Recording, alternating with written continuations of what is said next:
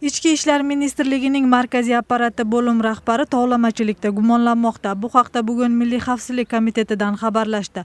Mazkur mahkamaning korrupsiyaga qarshi xizmati to'plagan ma'lumotlarning asosida Bosh prokuratura jinoiy ish qo'zg'agan. Hozirda tergov ishlari davom etmoqda. Jinoyatda gumonlanayotgan xodim bir fuqaroni birgalikda biznes qilamiz deb aldab 3,5 million so'm mablag'ini o'zlashtirib olgan. Ichki ishlar ministrligi bu haqda hozircha izoh bermadi.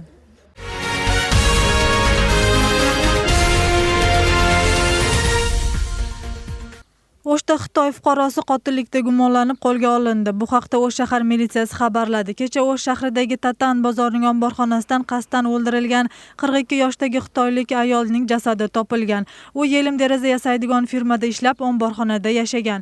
O'sh shahrining sobiq meri Melis Mirzahmatov egalik qiladi degan Tatan bozorida 400 ga yaqin Xitoy fuqarolari savdo qilishadi. Rasmiy ma'lumotlarga ko'ra, O'sh shahrida tadbirkorlik qilishga mazkur davlatning 200 ga yaqin fuqarosi ruxsat olgan.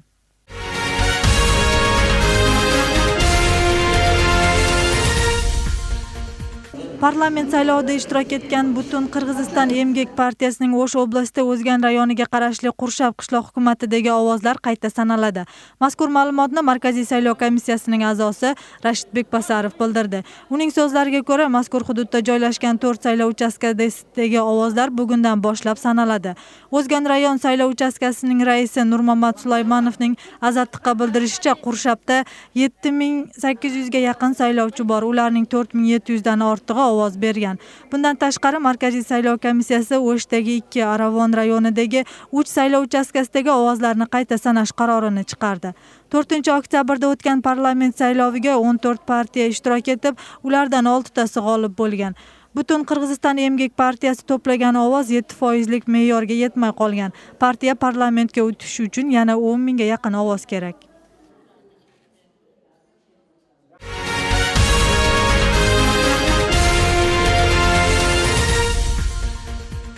O'sh shahrida boshlang'ich sinf o'quvchilariga tushki choy uchun har kuni bir bolaga 7 so'mdan ajratiladi.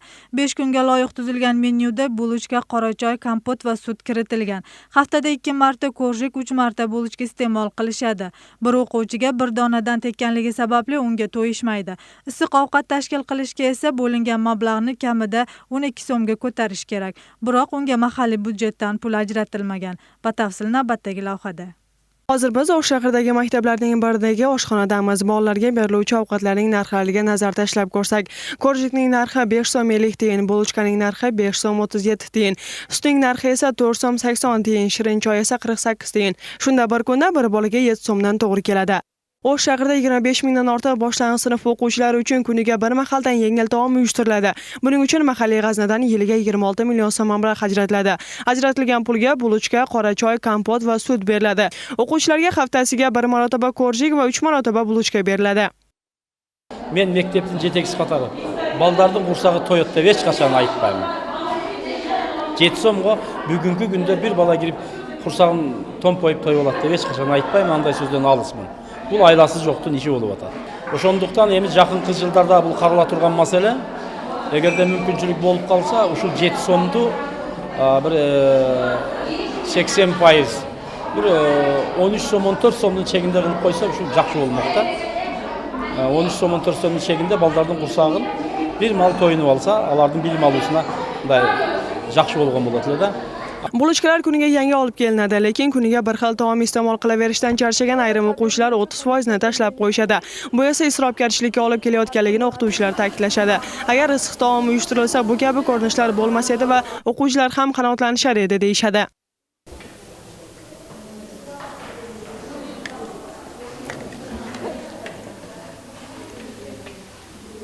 Lekin issiq taom masalasi mablag' yetishmasligi sabab hal etilmay keladi. Mutaxassislarning so'zlariga ko'ra, issiq taom berilsa, har bir bolaga o'rtacha 14 so'mdan to'g'ri keladi. Lekin kasalxonalarda bir mahal issiq taom berish uchun bir kishiga 12 so'm 50 tiyindan to'g'ri keladi. Mazkur ajratilgan mablag'ga suyuq ovqat 300 gram, qo'yiq ovqat esa 350 gramdan to'g'ri keladi. Manniy kaşa, pshonная kaşa, рисовая kaşa, üç sütte dayarlangan tamaqlarni beremiz.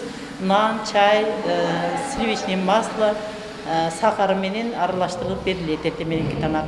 Обедтеги тамагыбыз биринчи, экинчи тамактар болот. Биринчи тамак суюк тамактар, экинчи тамагыбыз 7 күнгө ылайыкташтырылган меню раскладка менен beriladi. Tahlilchilarning so'zlariga ko'ra, 7 so'm bolaning ovqatlanishi uchun yetmaydi. Mablag'ni ko'proq ajratish kerak, lekin nazorat qilinmasa, bo'lingan mablag' ham yetmay qolishi mumkin.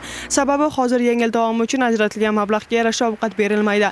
Aniqroq aytganda, o'rtada shaxsiy manfaati uchun ishlatganlar bor. Shu sabab birinchi navbatda bunday ko'rinishlarni yo'lga solish kerak, deydi fuqarolik jamiyat vakili Gulg'aqi Mamasaliyeva.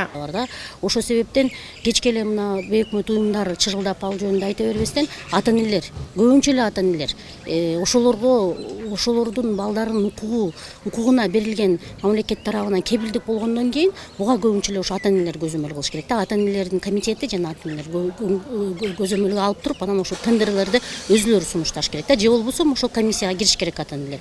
Тендер ошол компанияны тандап алуу комиссиясына кириш керек. Bilim berish boshqarmasining xodimlari aytilgan so'zlarni inkor qilishadi. Ular tender ochiq-oydin bo'lishini ta'kidlashdi. O'sh shahar bilim berish boshqarmasidan bildirishganda 2 yil avval boshlang'ich sinf o'quvchilarining har biriga bir kunlik tushki ovqat uchun 10 so'mdan ajratilar edi. O'tgan yilda yengil taomni ta'minlash mahalliy g'azna hisobiga o'tgandan keyin 7 so'mga tushib qolgan. Mazkur mablag' bolalarning oziq-ovqatiga yetmaganligi uchun bilim berish boshqarmaligiga 12 so'mdan 14 so'mga ko'tarib berish taklifini O'sh shahar meriyasiga yuborgan. 4 so'mga чейин көтөрүп берүү сунушун Ош мэриясына жөнөтүшкөн. Ал эми биз кат жибердик. Алар дагы баягы сметага кошуп киргизип чыгаруу жөнүндө алар дагы макулдугун беришти. Биз кат жолдогонбуз мэрияга. Жаңы жылдан кийин көбөйтүп бере турганда убада беришти Шардык мэриясы. Meriya tushki ovqat uchun bo'linuvchi mablag'ni ko'paytirsa, issiq taom uyushtirilishi mumkin. Ta'kidlab o'tsak, 2016-yildan boshlab O'sh shahridagi 3 maktabda tezkor ravishda issiq taom tashkil qilinishi rejalashtirilgan. 2016-yilda hukumat Qirg'iziston Respublikasidagi umumiy ta'lim beruvchi maktablarda o'quvchilarga taom tashkil qilish haqidagi qonunga ko'ra bolalarni maktablarda ovqatlantirish milliy dasturini amalga oshira boshlagan. Uning asosida bolalarga kunda bir mahal choy va bulochka beriladi. Majra Ulug'bek qizi Nazgul Oxun va Zayra Abdukarimov, Intimaq.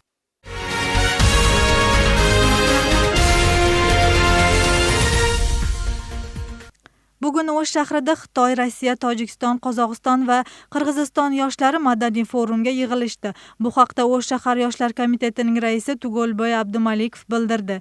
Forum jarayonida har o'lkaning yoshlari o'zaro madaniy aloqalarni yaxshilash bilan tinchlikka erishish yo'llarini muhokama qilishadi. Tadbir yakunida mehmonlarga Qurmonjon Dodqo badiiy filmi namoyish qilinadi.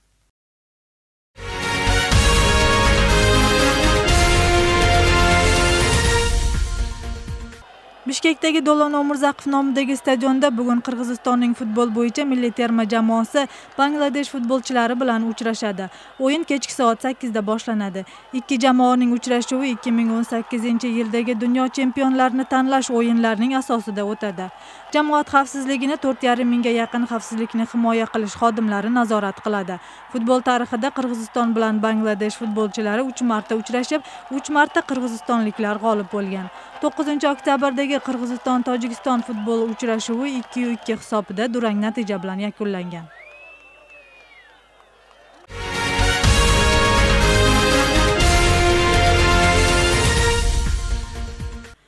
Ko'pchilik faqat televizordagina ko'rgan Batman, Superman hamda Amerika kapitani kabi qahramonlar bilan New York yashovchilari yaqindan tanishish imkoniyatiga ega bo'lishdi.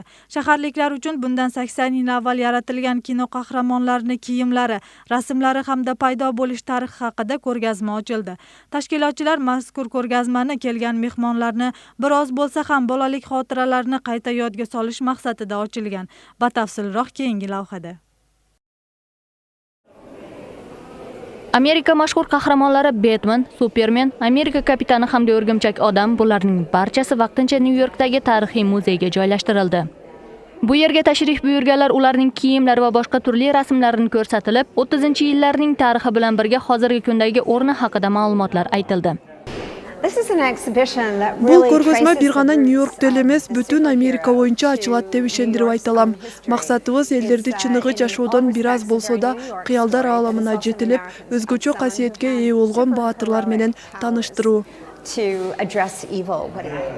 Ko'rgazmada 1966-yil ekranga chiqqan ko'rshapalak odam, ya'ni Batmanni ko'rish mumkin. Undan tashqari multiplikator Mort Gerbergning ham maktab yoshida chizgan rasmlari qo'yilgan. Mening eng yaxshi ko'rgan eksponatlarimdan biri bu Mort Gerbergdan suratlar tartilgan kitobi. Al maktabda o'qib yurgan malda ile turli qahramonlarni chaqildira boshlagan, oxirgi cho'ng egilliklarga yetishdi. Way back when he was studying in Hebrew school. Ko'rgazma 2016 yilning 21 fevraligacha davom etadi.